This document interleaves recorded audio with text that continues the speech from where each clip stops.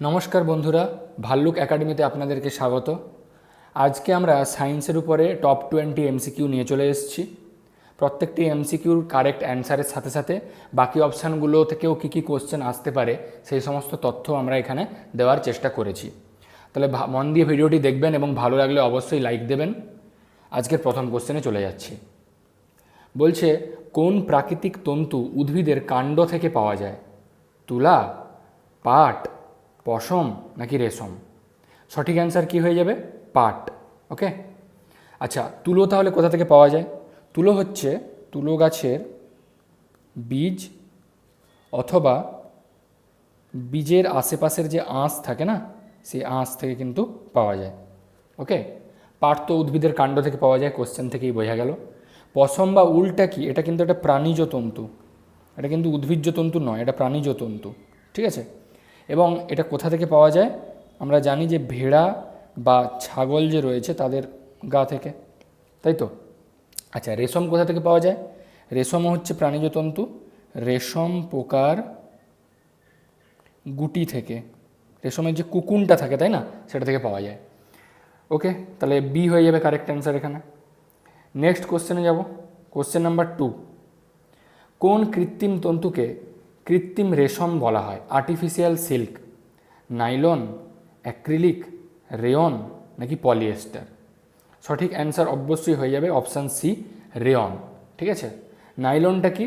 Nylon হচ্ছে আমাদের প্রথম সিনথেটিক ফাইবার। ঠিক আছে, এটা মনে রাখতে হবে, দিয়ে দিতে পারে কোশ্চেনে। অ্যাক্রিলিকটা কি? অ্যাক্রিলিকটা হচ্ছে কৃত্রিম পশম, যেটা হচ্ছে আর্টিফিশিয়াল উল যেটা, ঠিক আছে, নট আর্টিফিশিয়াল সিল্ক। আচ্ছা, পলিয়েস্টারটা কি?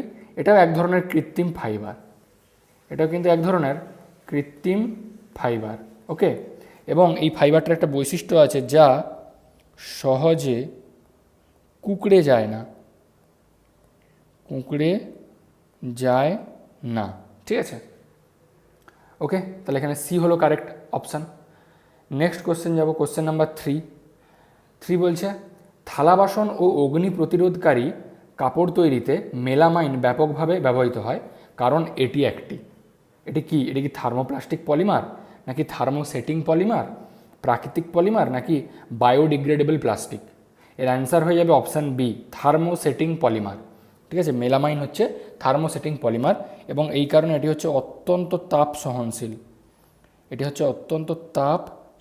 সহ্য করতে পারে, কিছু হয় না। ঠিক আছে, তাই এটা অগ্নি প্রতিরোধকারী হিসেবেও ব্যবহার করা হয়, কারণ এতে আগুনও লাগে না। আচ্ছা, থার্মোপ্লাস্টিক পলিমার যেটা, এটা কি? এটা কিন্তু তাপে সহজেই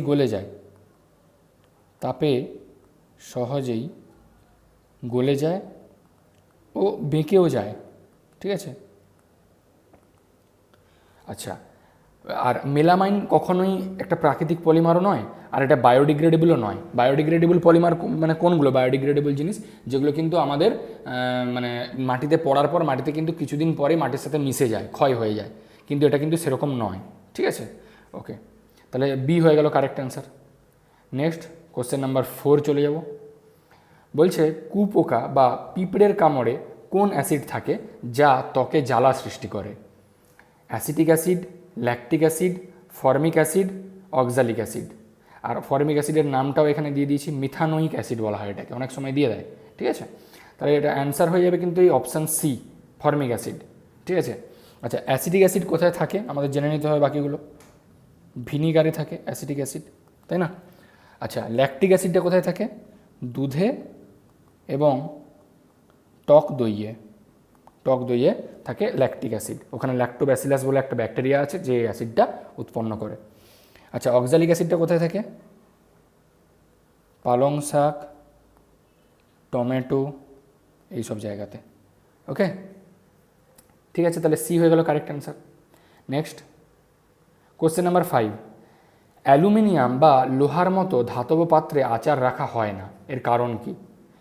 1, ধাতু আচারের স্বাদ শোষণ করে নেয়, অ্যাসিড ধাতুর সাথে বিক্রিয়া করে হাইড্রোজেন গ্যাস উৎপন্ন করে, আচ্ছা, আচার ধাতুর সাথে বিক্রিয়া করে জল তৈরি করে, নাকি ধাতব পাত্র সময়ের সাথে সাথে গলে যায়? কোনটা অ্যান্সার হবে? আচ্ছা, আমাদের এই যে আচার রাখার কথা বলছে, এই আচারে কি থাকে এটা জানতে হবে আমাদের। যে আচারে থাকে সাইট্রিক অ্যাসিড, ওকে, সাইট্রিক অ্যাসিড, আর থাকে আমাদের অ্যাসিটিক অ্যাসিড, অ্যাসিটিক অ্যাসিড, ওকে। তাহলে এই যে দুটো অ্যাসিড, এরা কিন্তু আমাদের মেটালের সাথে অবশ্যই বিক্রিয়া করে এবং বিক্রিয়া করে H2 গ্যাস উৎপন্ন করে, এবং এই H2 গ্যাস উৎপন্ন হয়ে গেলে কিন্তু আমাদের আচার কিন্তু তাহলে গেল, খারাপ হয়ে গেল। আচ্ছা, এটাই তাহলে হয়ে যাবে আমাদের কারেক্ট অ্যান্সার, ঠিক আছে, অপশান বি। আর এই যে আচারের স্বাদ শোষণ করে নেওয়া বা ধাতুর সাথে বিক্রিয়া করে জল তৈরি করা, এগুলো কিন্তু সঠিক নয়। আচ্ছা, ধাতব পাত্র সময়ের সাথে সাথে গলে যায় ঠিকই, কিন্তু সেটা খুবই তার রেট অল্প, এবং ওইটা কিন্তু কোনো কারণ নয় যে কারণে আচার রাখা হয় না। মেন কারণ কিন্তু অপশান বিটাই, ঠিক আছে, ওকে, হয়ে গেল এটা। তাহলে নেক্সট 6 নম্বর কোশ্চেনে যাব। বলছে বাতাসে আগুন ধরা প্রতিরোধ করতে কোন অধাতুকে জলে ডুবিয়ে রাখা হয়? সোডিয়াম, সাদা ফসফরাস, সালফার নাকি পটাশিয়াম? আচ্ছা, এখানে অপশান বি হয়ে যাবে আমাদের কারেক্ট অপশান, সাদা ফসফরাস, ঠিক আছে। সাদা ফসফরাসকে কেন জলে ডুবিয়ে রাখা হয়? কারণ সাদা ফসফরাস কিন্তু, এই সাদা ফসফরাস বাতাসে, সাদা ফসফরাস বাতাসে যে O2 রয়েছে না, বাতাসের O2 বা অক্সিজেন, এটা সাথে বিক্রিয়া করে, বিক্রিয়া করে এবং আগুন ধরে যায়, ওকে, আগুন ধরে যায়। কিন্তু এই সাদা ফসফরাস জলের সাথে কিন্তু কোনো বিক্রিয়া করে না। আমি এখানে লিখে দিতে পারি জলের সাথে নো বিক্রিয়া, তাই জলে ডুবিয়ে রাখা হয়। আচ্ছা, সোডিয়ামও কিন্তু একটা খুবই দাহ্য বস্তু, সোডিয়ামও বাতাসের সংস্পর্শে আগুন ধরে যায়, বাট প্রবলেমটা হচ্ছে সোডিয়াম একটা ধাতু, মেটাল, এখানে অধাতুর কথা জিজ্ঞেস করেছে, তাই না? আচ্ছা, সালফার কি? সালফার অধাতু মানছি, কিন্তু এটা বাতাসে কিন্তু সহজে আগুন ধরে যায় না, আগুন ধরে না বাতাসে, ঠিক আছে। আচ্ছা, পটাশিয়াম কি? পটাশিয়ামও ধাতু, বাট এটা জলের সাথে আবার তীব্র বিক্রিয়া করে, জলের সাথে তীব্র বিক্রিয়া করে, ঠিক আছে, এই পটাশিয়ামটা। তাই এটা থেকে জলে ডুবিয়ে রাখার কোনো প্রশ্নই আসছে না এখানে, তাহলে অপশান বি হয়ে গেল আমাদের এখানে কারেক্ট অ্যান্সার। নেক্সট কোশ্চেন যাব। কোশ্চেন নাম্বার 7 কি বলছে? মিল্ক অফ ম্যাগনেসিয়া সাধারণত অ্যান্টাসিড হিসেবে ব্যবহৃত হয়, এর রাসায়নিক সংকেত কোনটি? NaHCO3, MgOH whole twice, CaOH whole twice নাকি AlOH এর হোল থ্রাইস? আচ্ছা, এক একটা করে বলে দিই। NaHCO3 হচ্ছে আমাদের রাসায়নিক নামটা হচ্ছে সোডিয়াম বাইকার্বনেট, সোডিয়াম বাইকার্বনেট। আর এর আরেকটা নাম হচ্ছে আমাদের কি নাম? খাবার সোডা। এগুলো কিন্তু প্রত্যেকটা থেকে একটা একটা কোশ্চেন আসতে পারে, ঠিক আছে। আচ্ছা, MgOH এর হোল টুয়াইস, তাহলে এটাই কিন্তু আমাদের মিল্ক অফ ম্যাগনেসিয়া, এটাই অ্যান্সার হয়ে যাবে। এর রাসায়নিক নামটা কি? এটা হচ্ছে magnesium, magnesium hydroxide, magnesium hydroxide, ঠিক আছে। আর আর এর এই নামটা কি? মিল্ক অফ ম্যাগনেসিয়া, এটাকে অ্যান্টাসিড হিসেবে ব্যবহার করা হয়। আচ্ছা, CaOH এর ভোল্টাইজটা কি? এটা হচ্ছে ক্যালসিয়াম হাইড্রক্সাইড, ক্যালসিয়াম হাইড্রক্সাইড। আর এটাকে আমরা কি বলি এমনি নর্মালে, কি নামে ডাকা হয়? এটাকে ডাকা হয় কিন্তু কলিচুন নামে, কলিচুন নামে, ওকে। আচ্ছা, আর আমাদের এই যে AlOH এর হোল থ্রাইস, এটা হচ্ছে অ্যালুমিনিয়াম, অ্যালুমিনিয়াম হাইড্রক্সাইড, ওকে, অ্যালুমিনিয়াম হাইড্রক্সাইড। আর এটাও কিন্তু এক ধরনের অ্যান্টাসিড, ঠিক আছে, বাট এটাকে মিল্ক অফ ম্যাগনেসিয়া বলা হয় না, ঠিক আছে। AlOH এর হোল থ্রাইসও কিন্তু একটা অ্যান্টাসিড, তাহলে অপশান বি এখানে আমাদের অ্যান্সার হলো। নেক্সট কোশ্চেন যাব, কোশ্চেন নাম্বার 8। বলছে রান্নার পাত্রে খাবার আটকে যাওয়া রোধ করতে কোন ননস্টিক কোটিং ব্যবহার করা হয়? দেখবেন আজকাল আমাদের প্যান বেরিয়েছে, ননস্টিকি প্যান, যেগুলোতে আমরা রান্না করলে কিন্তু ওই যে রান্নার সমস্যা হলে কিন্তু খাবার লেগে যায় না, ঠিক আছে। তাহলে ওখানে কিসের কোটিংটা দেওয়া থাকে যার জন্য এটা হয় না? PVC, পলিস্টাইরিন, টেফলন নাকি ব্যাকেলাইট? আচ্ছা, PVCর ফুল ফর্মটা কি? PVCর ফুল ফর্ম হচ্ছে পলি ভিনাইল ক্লোরাইড, ওকে। আচ্ছা, এটা কিন্তু আমাদের অ্যান্সার নয়। পলিস্টাইরিনটা কি? পলিস্টাইরিন এর ইউজটা বলে দিই, কোথায় কোথায় ইউজ করা হয়, এটা ইম্পর্ট্যান্ট। থার্মোকল, ঠিক আছে, খাওয়ার কন্টেনার, খাওয়ার যে কন্টেনার থাকে, আচ্ছা, প্লাস্টিকের কাপ, এইসব জায়গাতে এর ইউজ হয়। এটা কিন্তু ননস্টিক কোটিংয়ের জন্য ব্যবহৃত হয় না। আচ্ছা, এই যে টেফলন রয়েছে না আমাদের, এটাই হয়ে যাবে কারেক্ট অ্যান্সার। টেফলন বা PTFE যেটা রয়েছে না, এর ফুল ফর্মটা বলে দিই, পলি টেট্রা ফ্লুরো ইথিলিন। এটা কিন্তু PTFE-র ফুল ফর্ম অনেক সময় দিয়ে দেয়, ঠিক আছে। আর এটাই কিন্তু আমাদের খাওয়ার পাত্রে ননস্টিক কোটিং হিসেবে ব্যবহৃত হয়। আচ্ছা, PVC-র ইউজটা একটু বলা হয়নি। PVC কোথায় ব্যবহার করা হয়? পাইপ, নানা রকম পাইপে ব্যবহার হয়। রেনকোট, আমরা যে রেনকোট পরি। বৈদ্যুতিক তার, মানে বৈদ্যুতিক তার বলতে তার তৈরিতে নয়, সেটা তো আমাদের কপার বা এইসব ইউজ করা হয়, ঠিক আছে। বৈদ্যুতিক তারের আচ্ছাদন যেটা হয় তাতে ব্যবহৃত হয়, বুঝতে পারলেন। আমাদের নর্মাল যে তার, ওটা তো আমাদের কপারের তার হয়, তাই না, ওটা নয়। আচ্ছা, হলো, এটা হচ্ছে PVC-র ইউজ। আচ্ছা, ব্যাকেলাইটটা কোথায় ইউজ করা হয়? সুইচ, এই যে কারেন্টের যে সুইচ হয়, আচ্ছা, পাত্রের হাতল, এই সমস্ত তৈরিতে ইউজ করা হয়। হলো, ঠিক আছে। তাহলে এখানে অপশান সি হলো কারেক্ট। নেক্সট কোশ্চেন যাচ্ছি। নেক্সট বলছে কোশ্চেন নাম্বার 9, কোন প্রাকৃতিক নির্দেশক অ্যাসিড দ্রবণে গাঢ় গোলাপি এবং ক্ষারীয় দ্রবণে সবুজ বর্ণ ধারণ করে? ঠিক আছে, গাঢ় গোলাপি বলতে এখানে ম্যাজেন্টা কালারের কথাটা বলা হচ্ছে। চারটে অপশান কী রয়েছে? লিটমাস, হলুদ, জবা ফুলের নির্যাস, ফেনলফথ্যালিন, এই চারটি ইন্ডিকেটারের নাম রয়েছে। আচ্ছা, প্রত্যেকটা দেখে নিই। লিটমাস হচ্ছে আমাদের অ্যাসিডে লাল বর্ণ ধারণ করে, আর ক্ষার বা বেস যেটা রয়েছে তাতে আমাদের নীল বর্ণ ধারণ করে। হলো, আচ্ছা, হলুদ, অ্যাসিডে হলুদই থাকে, ওকে। আচ্ছা, ক্ষারে এটা কিন্তু আমাদের লালচে বাদামি কালার নিয়ে নেয়, লালচে বাদামি কালার, ওকে। আচ্ছা, ফেনলফথ্যালিনটা কি? এ হচ্ছে অ্যাসিডে বর্ণহীন থাকে, বর্ণহীন হয়ে যায়, আর ক্ষারে গোলাপি, ম্যাজেন্টা কিন্তু নয়, গোলাপি, ঠিক আছে, গাঢ় গোলাপি নয়। আচ্ছা, জবা ফুলের নির্যাস বা চাইনা রোজ, এইটা হয়ে যাবে আমাদের কারেক্ট অ্যান্সার, ঠিক আছে। এটাই কিন্তু আমাদের অ্যাসিডে গাঢ় গোলাপি এবং ক্ষারে সবুজ বর্ণ ধারণ করে। আচ্ছা, এখানে ফেনলফথ্যালিন গোলাপি হচ্ছে, গাঢ় গোলাপি না হলেও গোলাপের কাছাকাছি, তো তাহলে এটা অ্যান্সার হলো না কেন? তার কারণ এখানে না প্রাকৃতিক নির্দেশক বলেছে, আর ফেনলফথ্যালিন কিন্তু আমাদের কৃত্রিম নির্দেশক, আর্টিফিশিয়াল, আর জবা ফুলের নির্যাস হচ্ছে প্রাকৃতিক নির্দেশক, বোঝা গেল। এই জন্য কিন্তু এটা একদম বাদ হয়ে যাচ্ছে অপশান থেকে। হলো, নেক্সট কোশ্চেন নাম্বার 10, জল শোধন প্ল্যান্টে এবং গৃহস্থালির জীবাণুমুক্তকরণে, আচ্ছা এটা ব্লিচিং হবে কথাটা, হ্যাঁ, এই কথাটা হয়ে যাবে ব্লিচিং। ব্লিচিং এজেন্ট হিসেবে কোন রাসায়নিক যৌগটি ব্যবহৃত হয়?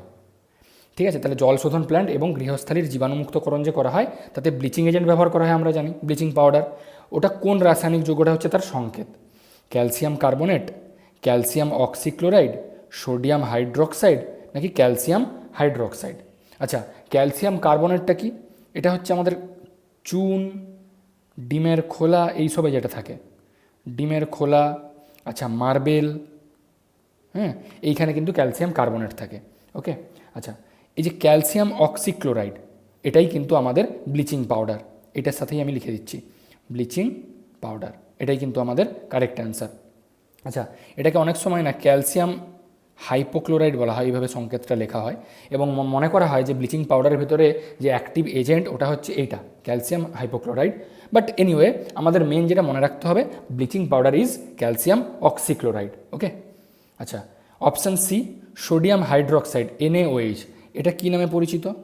এটার নাম হচ্ছে কস্টিক সোডা, কস্টিক সোডা বলা হয় এটাকে। এর ইউজ কি? এই যদি আমি ইউজ বলি তাহলে সাবানে ইউজ হয়। সাবান বলতে এটা কিন্তু আমাদের গায়ে মাখা সাবানটা, যেটা, কেন বলছি দাঁড়ান বলে দিচ্ছি, আর কাগজে ইউজ হয়, ঠিক আছে। আচ্ছা, দু রকমের সাবান রয়েছে, গায়ে মাখা সাবান যেটাই কিন্তু NaOH বা কস্টিক সোডা থাকে, আর একটা থাকে কাপড় কাচা সাবান, এখানটা লিখে দিই লাল কালিতে, কাপড় কাচা সাবান, কাপড় কাচা সাবান, ওখানে কিন্তু আমাদের সোডিয়াম কার্বনেট ব্যবহৃত হয়, মনে রাখবেন দুটো আলাদা, সোডিয়াম কার্বনেট হয়েছে, আর গায়ে মাখা সাবান হচ্ছে NaOH। আচ্ছা, অপশান ডি কী রয়েছে? ক্যালসিয়াম হাইড্রোক্সাইড, এটা তো আমাদের কলি চুন আমরা একটু আগেই পড়লাম, তাই না? তাহলে ব্লিচিং পাউডারটা এখানে আমাদের সঠিক অ্যান্সার কী হয়ে যাবে? Option B, calcium oxychloride. ঠিক আছে, নেক্সট কোশ্চেন 11 নম্বর কি বলছে? বৈদ্যুতিক সুইচ এবং রান্নার পাত্রের হাতল তৈরিতে ব্যাপকভাবে বেকেলাইট ব্যবহার করার প্রধান কারণ কি? 1, এটি নমনীয় এবং স্বচ্ছ, এটি তাপ ও বিদ্যুতের কুপরিবাহী, এটি সহজেই পুনর্ব্যবহারযোগ্য, এটি জলে সহজেই গলে যায়। আচ্ছা, এর অ্যাকচুয়াল অ্যান্সার হয়ে যাবে বি, এটি তাপ ও বিদ্যুতের কুপরিবাহী। ঠিক আছে, আচ্ছা এটা কিন্তু এই যে বেকেলাইট জিনিসটা না, এর যে মানে ইয়েটা কি বৈশিষ্ট্যটা, কঠিন এবং ভঙ্গুর। ঠিক আছে, এটা কিন্তু নমনীয় নয়। নমনীয় মনে হচ্ছে ইলাস্টিসিটি, আমি বাঁকাচ্ছি বেঁকে যাচ্ছে, বাট ভঙ্গুর মানে কিন্তু একটু বাঁকালেই ভেঙে যাবে। এটি কঠিন এবং ভঙ্গুর, তাই এই 1 নম্বরটা হবে না। আর এটা পুনর্ব্যবহারযোগ্যও নয়, আর এটা হচ্ছে জলে সহজে গলেও যায় না। ওকে, অপশান বি হলো কারেক্ট। নেক্সট কোশ্চেন নাম্বার 12, জলে দ্রবীভূত বেকিং সোডার দ্রবণে নীল লিটমাস কাগজ ডোবালে কি ঘটবে? আচ্ছা, বেকিং সোডার আমাদের এটা কি ছিল? NaHCO3, sodium bicarbonate. এটি কি? এটি কিন্তু একটি ক্ষার বা বেস, তাই না? আচ্ছা, এবার নীল লিটমাস আমি যদি বেস বা ক্ষারে ডোবাই তাহলে কি হবে? নীলই থাকে, কারণ অ্যাসিডে আমাদের লাল হয়ে যায় আর ক্ষারে হচ্ছে নীল হয়, তাই না? তাহলে নীল লিটমাসটা লাল হয়ে যাবে, সবুজ হয়ে যাবে, নীলই থাকবে, হলুদ হয়ে যাবে। অপশান সি হয়ে যাবে আমাদের এখানে কারেক্ট অ্যান্সার। কারণ এখানে একটু লিখে দিই যে ক্ষারে আমাদের নীল হয়, লাল লিটমাস নর্মালি নীল হয়, আর অ্যাসিডে নীল লিটমাস লাল হয়। এবার ক্ষারে যদি আমি নীলই দিই তাহলে নীলই থেকে যাবে, এরকম ব্যাপার। ওকে, নেক্সট কোশ্চেন নাম্বার 13-এ চলে যাব। মরচে পড়া রোধ করতে স্টেইনলেস স্টিল তৈরিতে আয়রন ও কার্বনের সাথে কোন ধাতুগুলি মেশানো হয়? কপার ও জিঙ্ক, ক্রোমিয়াম ও নিকেল, অ্যালুমিনিয়াম ও টিন, লেড ও টিন। সঠিক অ্যান্সার হয়ে যাবে অপশান বি, ক্রোমিয়াম ও নিকেল।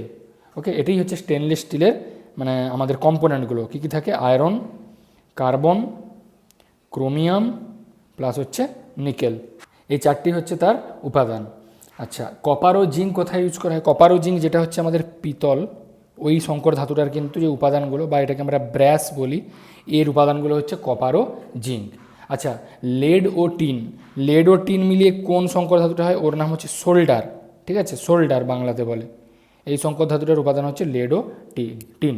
আচ্ছা, অ্যালুমিনিয়াম ও টিন সেরকমভাবে কোনো সংকর ধাতুর মধ্যে একসাথে নেই। আচ্ছা, আরেকটা যেটা আমাদের ইম্পর্টেন্ট, ব্রোঞ্জ রয়েছে। ব্রোঞ্জের কী কী থাকে? ব্রোঞ্জে থাকে কপার প্লাস টিন, এগুলো কিন্তু অনেক সময় কম্বিনেশান পড়ে। ওকে, 13 হয়ে গেল, বি হলো কারেক্ট অ্যান্সার। তারপরে 14, গুটি পোকা বা কুকুন যেটা, ওটা থেকে রেশম তন্তু পৃথক করার পদ্ধতিকে কি বলা হয়? সিয়ারিং, স্কাউরিং, রিলিং নাকি কার্ডিং? আচ্ছা, একটা জিনিস আমরা এটা মানে মনে রাখতে চেষ্টা করব, সিল্ক কোথা থেকে হয়? কুকুন থেকে, আর তার যে এই বের করার প্রসেসটাকে বলে রিলিং। ওকে, আর উল বলে একটা জিনিস আছে না, উলটা কোথা থেকে পাওয়া যায়? ভেড়া বা ছাগলের থেকে, ওটা আলাদা করার প্রসেস হচ্ছে সিয়ারিং। ঠিক আছে, তাহলে গুটি পোকা থেকে রেশম তন্তু বার করার প্রসেসটাকে কী বলা হলো? রিলিং বলে, রিলিং। Option C correct. আর সিয়ারিংটা এক্ষুনি বললাম, ভেড়ার গা থেকে উলটাকে বের করা, ওটা হচ্ছে সিয়ারিং। আচ্ছা, স্কাউরিংটা কি? স্কাউরিংটা হচ্ছে ওই যে ভেড়ার গা থেকে যে উলটা বেরোলো, ওই উল থেকে ময়লা, চর্বি এসব পরিষ্কার করার যে প্রসেসটা, এসব পরিষ্কার করা, এই জিনিসটাকে কিন্তু আমরা, ওকে এটাকে একটু, হ্যাঁ, পরিষ্কার করা, এই জিনিসটাকে কিন্তু আমরা স্কাউরিং বলে থাকি। আচ্ছা, কার্ডিংটা কি? কার্ডিং হচ্ছে তন্তু বা উল এলোমেলো জট পাকিয়ে থাকে, তো ওটাকে আঁচড়িয়ে তাকে সমান্তরাল করা। তো লিখব তন্তুকে আঁচড়িয়ে সমান্তরাল করা। ওকে, তন্তুকে আঁচড়িয়ে সমান্তরাল করা হলো, এটা হচ্ছে কার্ডিং। তাহলে এখানে সি হলো কারেক্ট। কোশ্চেন নাম্বার 15, সোডিয়াম ধাতুকে কেন কেরোসিন তেলের নিচে ডুবিয়ে রাখা হয়? এটি খোলা বাতাসে দ্রুত বাষ্পীভূত হয়, এটি অক্সিজেন ও জলীয় বাষ্পের সাথে তীব্র বিক্রিয়া করে, এটি বাতাস থেকে নাইট্রোজেন শোষণ করে, নাকি কেরোসিনের বিশুদ্ধতা বৃদ্ধি করে? আচ্ছা, এর সঠিক অ্যান্সার হয়ে যাবে বি, এটি অক্সিজেন ও জলীয় বাষ্পের সাথে তীব্র বিক্রিয়া করে। আমরা এর আগেও একটা কোশ্চেন মনে হয় পড়েছিলাম যে সোডিয়াম হচ্ছে এমন একটা ধাতু যে বাতাসের সাথে বিক্রিয়া করে আগুন জ্বলে ওঠে। সেম ছিল মেবি সাদা ফসফরাসের ক্ষেত্রেও, তাই না? ওকে, তাহলে এই সোডিয়ামকে এই জন্যই কিন্তু কেরোসিন তেলের নিচে ডুবিয়ে রাখা হয়। তাহলে কেরোসিনের নিচে ডুবিয়ে রাখলে কি হয়ে যায় না, এটি বাতাসের সংস্পর্শে আসতে পারে না, বাতাসের সংস্পর্শে আসতে পারে না, ওইটা কি প্রতিরোধ করা হয় আর কি, যাতে বাতাসের সংস্পর্শে আসতে না পারে। তাই ঠিক আছে, তাহলে এটি হয়ে গেল আমাদের B correct answer. Next question 16 বলছে প্লাস্টার অফ প্যারিস জলের সাথে মিশলে কঠিন পদার্থে পরিণত হয়। এই প্লাস্টার অফ প্যারিসের রাসায়নিক সংকেত কি? এখানে 4টে সংকেত রয়েছে আমাদের, এর মধ্যে কোনটা? অপশান হয়ে যাবে আমাদের অপশান বি, এটাই হয়ে যাবে correct answer, CaSO4 half H2O। অথবা আমি যদি এটাকে আরেকটাভাবে সংকেতটা লেখা হয়, যদি দুটো মলিকিউল নিয়ে নেই CaSO4, তাহলে 2 গুণ করে দেবো এর সাথে, একইভাবে এর সাথে 2 গুণ হয়ে শুধু একটা H2O হয়ে যাবে। ঠিক আছে, যে কোনো একটা ফর্মে কিন্তু দিয়ে দিতে পারে। CaSO4 হাফ H2Oটাই মেনলি দেওয়া থাকে, অনেক সময় 2 CaSO4 H2O বলা থাকে, কিছু না, জাস্ট 2 গুণ করে দিয়েছি। ওকে, আচ্ছা, CaSO4 2H2O এটা কি? এটা হচ্ছে অ্যাকচুয়ালি জিপসামের সংকেত। আচ্ছা, CaSO4 5H2O খুবই ইম্পর্ট্যান্ট, তুতে বা যেটাকে আমরা ব্লু ভিট্রিয়ল বলি, এর সংকেত হচ্ছে CaSO4 5H2O। আচ্ছা, MgSO4 7H2O ম্যাগনেসিয়াম সালফেট, যেটাকে আমরা বলছি ম্যাগনেসিয়াম সালফেট রাসায়নিক নামটা, আর একে বলা হয় আমাদের এপসম সল্ট, এটা হচ্ছে MgSO4 7H2O। ওকে, তাহলে অপশান বি হলো এখানে কারেক্ট। নেক্সট কোশ্চেন নাম্বার 17 বলছে বেকিং সোডা বা সোডিয়াম কার্বনেট, যেটা সোডিয়াম হাইড্রোজেন কার্বনেট, ভিনিগারের সাথে বিক্রিয়া করলে কোন গ্যাস নির্গত হয়?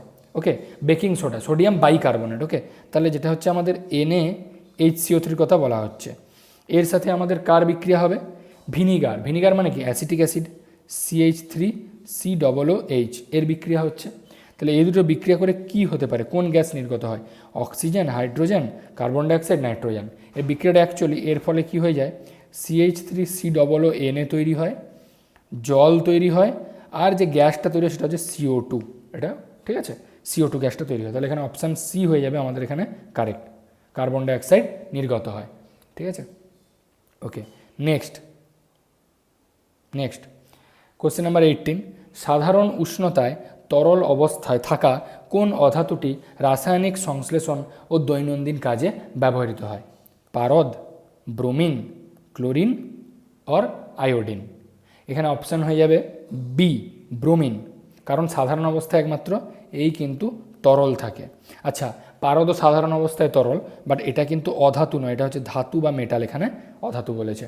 আচ্ছা, ক্লোরিন হচ্ছে স্বাভাবিক অবস্থায় গ্যাস, সাধারণ উষ্ণতায় গ্যাস, আর আয়োডিন হচ্ছে সাধারণ উষ্ণতায় কঠিন। ঠিক আছে, তাহলে এগুলো একটাও হবে না, ব্রোমিন হয়ে যাবে কারেক্ট অ্যান্সার। কোশ্চেন নাম্বার 19 যাচ্ছি এবার। বলছে শীতকালে পশমের বা উলের পোশাক আমাদের গরম রাখে প্রধানত কোন কারণে? পশম তন্তু তাপশক্তি উৎপাদন করে, নাকি পশমের মাঝে আবদ্ধ বাতাস তাপের ইনসুলেটর বা অন্তরক হিসেবে কাজ করে, পশম সরাসরি সৌরবিকিরণ শোষণ করে, নাকি পশম ঠান্ডা তরঙ্গকে প্রতিফলিত করে? এর সঠিক অ্যান্সার হয়ে যাবে বি, পশমের মাঝে আবদ্ধ বাতাস তাপের ইনসুলেটর হিসেবে কাজ করে। পশম হচ্ছে অনেকটা ফাঁপা থাকে না, পশমের যে উলগুলো থাকে, উলের যে রোঁয়াগুলো, ওটা দেখবেন অনেকটা ফাঁকা টাইপের হয়, এবং ওরা কিন্তু ওই পশমের যে কোনো সোয়েটার বা কিছু একটা পোশাক পরলাম, ওই পোশাক কিন্তু তার নিজের মধ্যে অনেকটা বাতাস ট্র্যাপ করে রাখে, এবং ওই বাতাসটা কিন্তু আমাদের তাপের কুপরিবাহী, এটা আপনারা নিশ্চয়ই জানেন। বাতাস হচ্ছে তাপ পরিবহন করে না, ঠিক আছে, তার জন্য এই পশমের কোনো পোশাক পরলে শরীর গরম থাকে, ঠিক যে কারণে আমরা কম্বল, লেপ এসব ইউজ করি, সেম জিনিস। ওকে, তাহলে বি হবে কারেক্ট অ্যান্সার। আচ্ছা, আজকের আমাদের ক্লাসের শেষ কোশ্চেনে চলে যাব, কোশ্চেন নাম্বার 20। উচ্চ সহনশীলতার, যেটা টেনসাইল স্ট্রেংথ বলছে, কারণে প্যারাশুট ও পাহাড়ে ওঠার দড়ি তৈরিতে কোন কৃত্রিম তন্তু ব্যবহার করা হয়? রেয়ন, অ্যাক্রিলিক, নাইলন, নাকি টেরিলিন? আচ্ছা, তাহলে অ্যাক্রিলিক তো আমরা জানি এটা হচ্ছে এক ধরনের মানে কৃত্রিম উল বলা হয়, কৃত্রিম উল, আর এই রেয়নটা হচ্ছে আমাদের কৃত্রিম সিল্ক ছিল, তাই না, পড়েছিলাম। আচ্ছা, তাহলে এখানে টেরিলিন জিনিসটা কি, টেরিলিনও কিন্তু প্যারাশুট বা পাহাড়ে ওঠার দড়িতে ব্যবহৃত হয় না। এর কাজটা হচ্ছে কাপড়, বোতল তৈরি, এইসব কাজে ব্যবহৃত করা হয়, ঠিক আছে। আর এই যে রেয়নটা না, রেয়ন আর অ্যাক্রিলিক অনেকটা হতে পারে যে শক্ত আছে, বাট এটা কিন্তু নাইলনের মতো শক্ত নয়, ঠিক আছে। নাইলন হচ্ছে প্রচণ্ড শক্ত, তাই নাইলন হয়ে যাবে আমাদের কারেক্ট অ্যান্সার।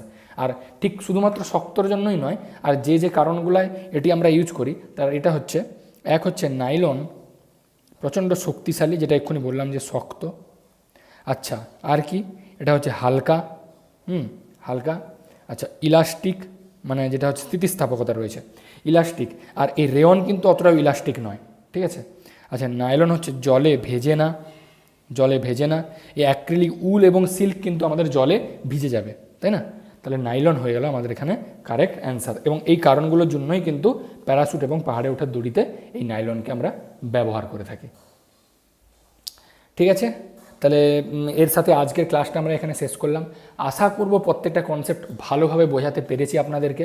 ভাল্লুক একাডেমির তরফ থেকে আপনাদেরকে ভিডিওটি দেখার জন্য থ্যাংক ইউ। ভালো লাগলে লাইক এবং সাবস্ক্রাইব করে রাখবেন পরবর্তী ভিডিওগুলো পেতে। Stay connected and keep learning.